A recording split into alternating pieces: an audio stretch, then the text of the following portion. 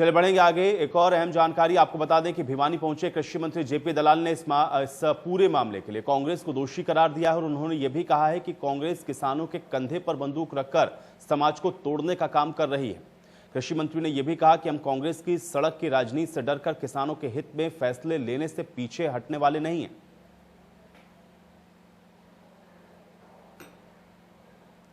हमने जो अच्छे काम किए हैं तो जनता हमें समर्थन देगी।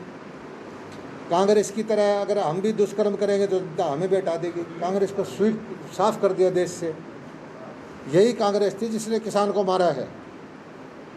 कांग्रेस का मारा हुआ किसान जो है आज दर दर की ठोकरें खा रहा है। आज धीरे धीरे करके हम उसकी हालत को सुधार रहे हैं। कांग्रेस को ये भी बर्दाश्त नहीं है। कांग्रेस बिचौलियों की पार्टी है। हथियार के बिचौलियों से लेकर नीचे मंडी के बिचौलियों तक की पार्टी है और उसी तरह की राजनीति करती है। जो अब मैं फिर दोबारा से कहता हूं कि हरियाणा का किसान स्वाभिमानी है। किसी भी सूरत में उसकी ज़मीन हड़पने वाले रॉबर्ट वाड्रा या राहुल गांधी या सोनिया गांधी को नेता नहीं मानेगा। तो वहीं कृषि मंत्री ने यह भी कहा कि इन तीनों अध्यादेश से किसानों का कोई नुकसान नहीं होने वाला। क्या कुछ कहा गया, सुनिए। अपने आप ही भ्रम चलाया जा रहा है। ये तीनों अध्यादेश नंबर 1 क्या है?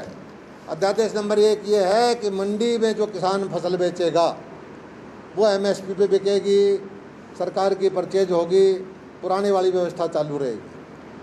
अगर किसान को आलू का, प्याज का, अमरूद का, बेर का या चने का या दाल का मंडी से ज़्यादा भाव मिले, कोई मील वाला खरीदना चाहे, कोई डेयरी वाला कोई प्रोडक्ट खरीदना चाहे, कोई मुर्गी वाला खरीदना चाहे, तो वो अब बाहर बेचेगा तो उसको कोई रोक टोक नहीं होगी। मुझे बताओ इसमें किसान का नुकसान कैसे हो सकता है?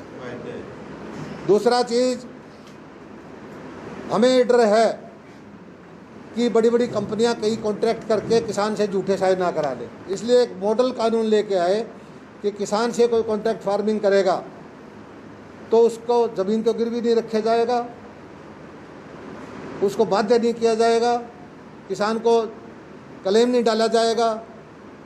ये किसान के हित की बात की है। लेकिन ये कहते हैं कि कंपनियां कर लेगी।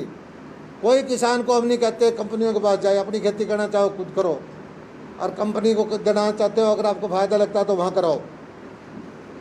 तीसरा अध्यादेश क्या है कि जब किसी चीज़ का भाव बढ़ता है, मान ले चने का बढ़ गया या दाल का बढ़ गया, तो सरकार छापे मार मार के भाव को तोड़ती होती है। एसेंशियल सर्विसेज कमोडिटी एक्ट है, हमने उसको हटाया है। अब मैं कहता हूँ बढ़ता हुआ भाव से तो किसान को फायदा है, भाव तोड़ेगी तो किसान को नुकसान होगा।